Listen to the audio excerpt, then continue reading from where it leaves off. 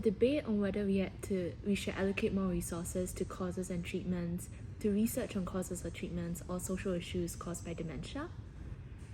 I actually felt that we were surreptitiously led by the wording of the motion.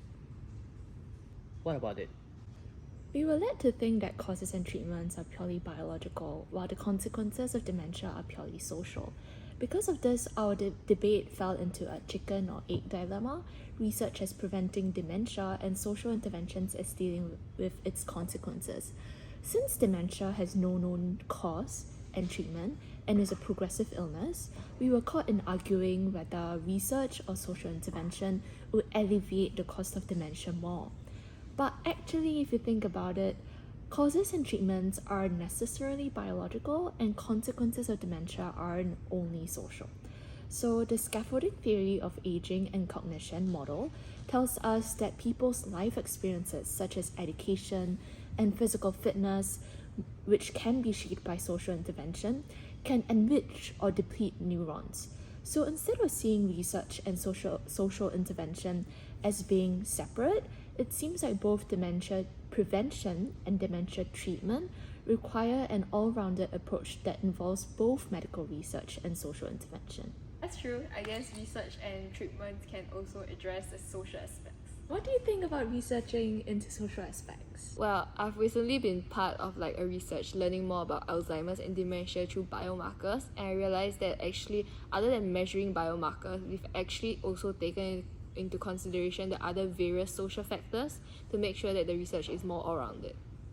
So a patient of mine was also seen to be cleared of any underlying Alzheimer's or dementia's genetics, but was reported by his close families to have a very stressful work life, which could have triggered the cause of his dementia and Alzheimer's. Other than taking the medication that he is meant to slow down the rate of deterioration of his hippocampus, many of the professionals have also recommended him to socialize with others as well as train the brain through puzzles, etc. Although it is largely true that some of the consequences of dementia could be social, there are other consequences untouched, which could also include the biological changes within the brain as well as the psychosocial changes, which include self-esteem as well as coping. That's insightful. Does your research deal with identifying psychological risk factors, perhaps? Yeah, we deal with work stress and family stress.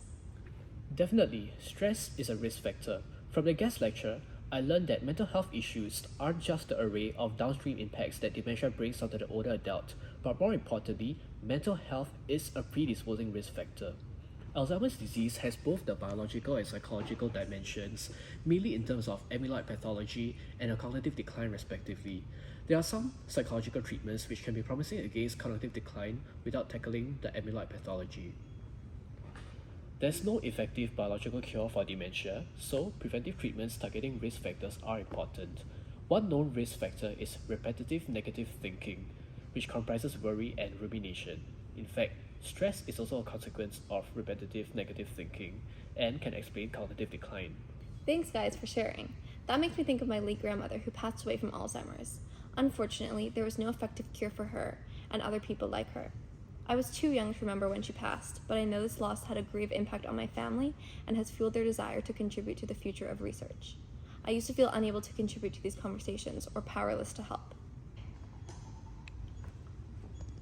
Sorry to hear about your grandmother, but perhaps has taking geropsychology helped you with a better insight? Yes. Prior to this class, I didn't really think much about seniors, especially since all my older relatives had already passed on.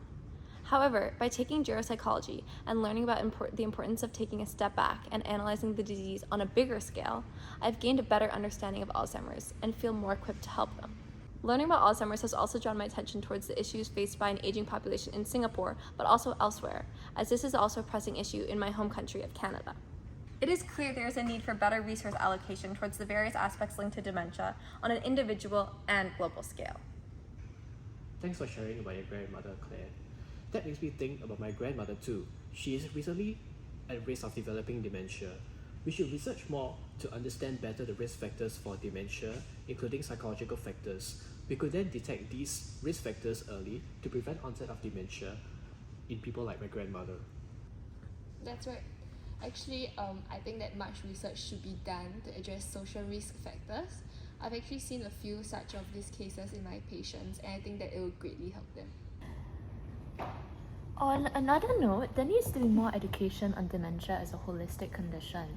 I've had relatives who used to put a label on my granduncle who had dementia. If people knew more about the multifaceted nature of dementia, they would have been better able to separate the person from the disease.